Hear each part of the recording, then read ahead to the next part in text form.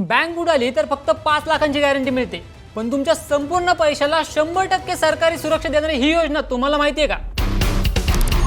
Share मार्केटची risk न घेता आणि बँक एफडी पेक्षा जास्त व्याज हवं असेल तर पोस्ट ऑफिसचा हा सुपर हिट प्लॅन आजच समजून घ्या। 5 वर्षानंतर तुमच्या हातात नक्की किती लाख रुपये येतील हे आजच पक्क्या कागदावर लिहून देणारी ही सरकारी स्कीम नक्की आहे तरी काय, चला जाणून घेऊयात।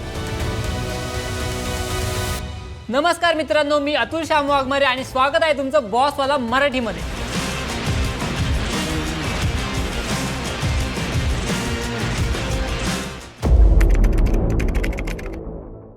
गुंतवणूक म्हटलं की आपल्या डोळ्यासमोर दोन गोष्टी येतात, एक म्हणजे सुरक्षा आणि दुसरं म्हणजे चांगला परतावा। आजच्या काळात जिथे खासगी बँकांचे व्याजदर कमी होत आहेत तिथे सामान्य माणसासाठी पोस्ट ऑफिस आजही सर्वात विश्वासार्ह ठिकाण आहे। आज आपण पोस्ट ऑफिसच्या एका जबरदस्त योजनेबद्दल बोलणार आहोत, जिचं नाव आहे NSC म्हणजेच नॅशनल सेव्हिंग सर्टिफिकेट। ही योजना नक्की काय आहे, 2026 मध्ये याचे व्याजदर काय आहेत, टॅक्स मध्ये किती फायदा होतो आणि सर्वात महत्त्वाचं म्हणजे मित्रांनो 5 वर्षानंतर तुमच्या हातात नक्की किती रुपये येतील याचं एक असं गणित मी थोड्याच वेळात सांगणार आहे, जे पाहून तुम्हीही आजच पोस्ट ऑफिसला धाव घ्याल। हे सगळं आपण सोप्या भाषेत आणि उदाहरणासह पाहणार आहोत। त्यापूर्वी तुम्ही जर चॅनलला अजूनही सबस्क्राइब केलं नसेल तर लगेच करा आणि बेल आयकॉन ही नक्की दाबा, म्हणजे तुमच्याकडून कोणताही महत्त्वाचा विषय मिस होणार नाही। चला तर जाणून घेऊया NSC योजनेबद्दल। नॅशनल सेव्हिंग सर्टिफिकेट ही भारत सरकारची एक स्मॉल सेव्हिंग स्कीम आहे। सोप्या भाषेत सांगायचं तर तुम्ही सरकारला 5 वर्षांसाठी पैसे उसने देता आणि सरकार त्या बदल्यात तुम्हाला ठरलेलं व्याज देतं। हे एक प्रकारे फिक्स डिपॉझिट सारखंच आहे, पण याला सरकारी गॅरंटी असते। आता इथं एक उदाहरण पाहूया। समजा एक गृहस्थ आहेत गणपतराव, त्यांना त्यांच्या मुलीच्या लग्नासाठी किंवा शिक्षणासाठी काही पैसे बाजूला ठेवायचे आहेत।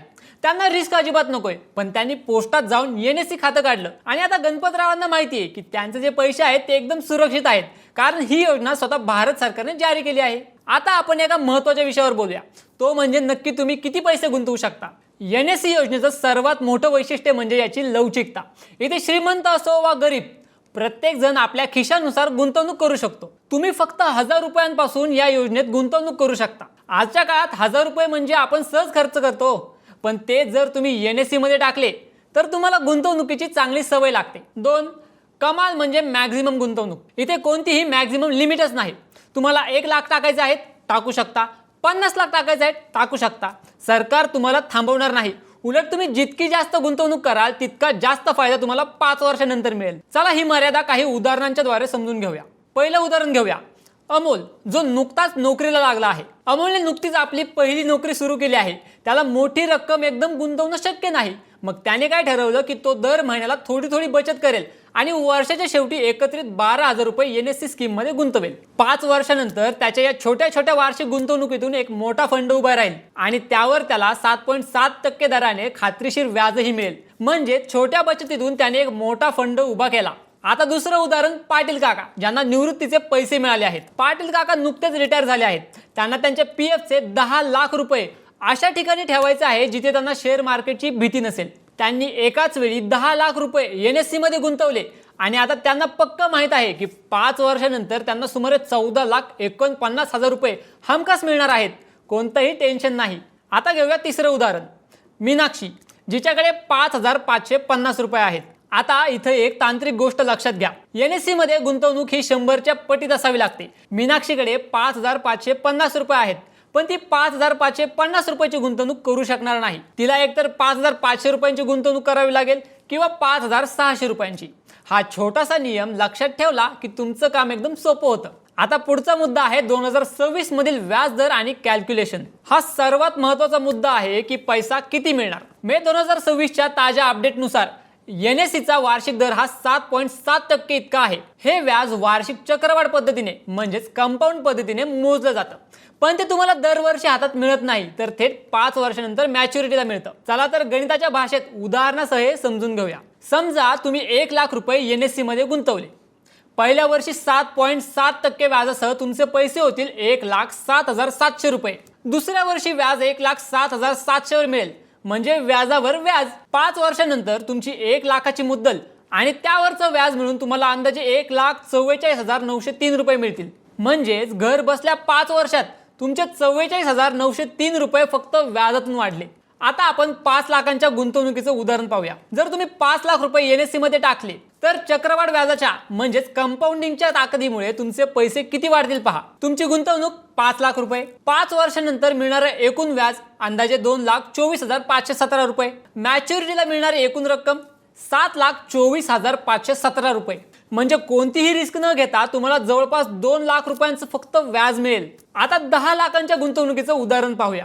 ज्यांना मोठी रक्कम सुरक्षित ठेवायची आहे जसे की पाटील काका, त्यांच्यासाठी हे गणित नक्कीच डोळे उघडणारे ठरेल. एकूण गुंतवणूक 10 लाख रुपये, 5 वर्षांनंतर मिळणारं एकूण व्याज अंदाजे 4,49,030 रुपये. त्यानंतर मॅच्युरिटीला मिळणारी एकूण रक्कम 14,49,030 रुपये. विचार करा, 5 वर्षात तुमचे 10 लाख रुपये 14.50 लाखांच्या जवळ पोहोचतील.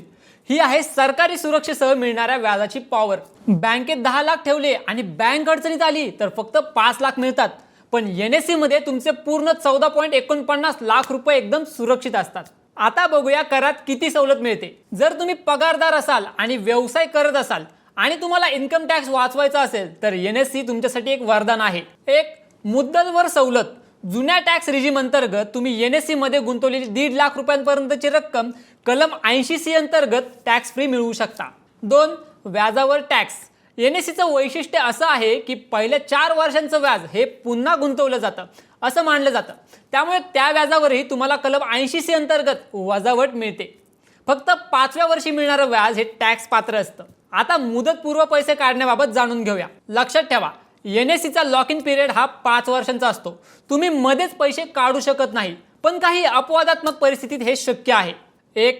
खातेदाराचा मृत्यू झाल्यास, 2. कोर्टाने तसा आदेश दिल्यास आणि 3. बँकेकडे गहाण ठेवलेलं सर्टिफिकेट जप्त केले गेल्यास. त्यामुळे जर तुम्हाला 2 ते 3 वर्षात पैशांची गरज लागणार असेल तर मात्र विचार करूनच गुंतवणूक करा.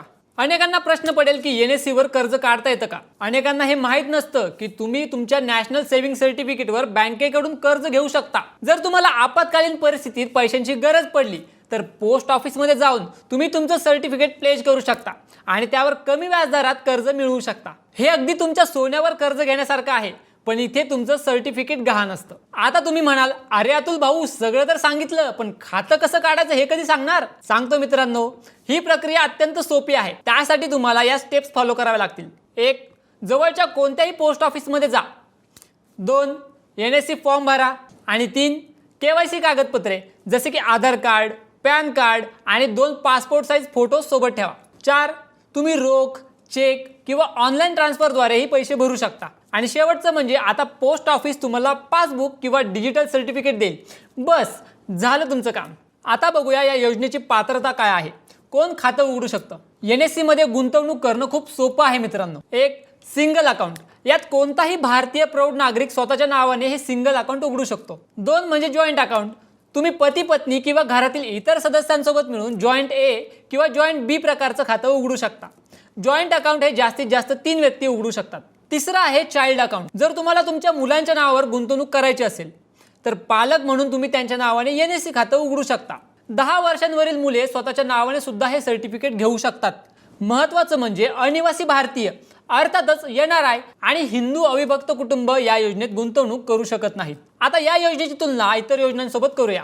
तुम्ही म्हणाल बँक FD का नको? तर बऱ्याच मोठ्या बँका 5 वर्षांच्या FD वर 60% आसपास व्याज देतात. NSE मध्ये ते 7.7% इतकं आहे. सुरक्षेचं काय? तर बँकांमध्ये 5 लाखांपर्यंतच विमा कवच असतं, पण NSE मध्ये तुमच्या संपूर्ण रकमेला सरकारची गॅरंटी असते. PPFचा कालावधी 15 वर्षांचा असतो, तर NSE फक्त 5 वर्षांसाठी आहे. ज्यांना कमी कालावधीसाठी सुरक्षित गुंतवणूक हवी आहे त्यांच्यासाठी NSE ही सर्वोत्तम आहे. तर मित्रांनो, नॅशनल सेव्हिंग सर्टिफिकेट हा एक असा गुंतवणूक पर्याय आहे जो तुम्हाला सुरक्षितता, चांगला परतावा आणि टॅक्सची बचत या तिन्ही गोष्टी एकाच वेळी देतो. जर तुमच्याकडे काही रक्कम पडून असेल आणि तुम्हाला ती 5 वर्षांसाठी लॉक करून वाढवायची असेल तर आजच जवळच्या पोस्ट ऑफिसला भेट द्या. तुम्हाला ही माहिती कशी वाटली किंवा तुमचे काही प्रश्न असतील तर खाली कमेंटमध्ये नक्की विचारा. हा व्हिडिओ आपल्या मित्रमैत्रिणींना आणि नातेवाईकांना शेअर करायला अजिबात विसरू नका, जेणेकरून त्यांनाही या सरकारी योजनेचा फायदा घेता येईल. आणि हो, बॉसवाला मराठी चॅनलला सबस्क्राईब करायला विसरू नका. आर्थिक साक्षर बना, सुरक्षित राहा. धन्यवाद. ब्रँड पार्टनरशिप आणि ॲडव्हर्टाइजमेंट इन्क्वायरीसाठी ईमेल करा brand@bosswala.com. व्हॉट्सअप करा 9108014192. बॉसवाला, बी द बॉस.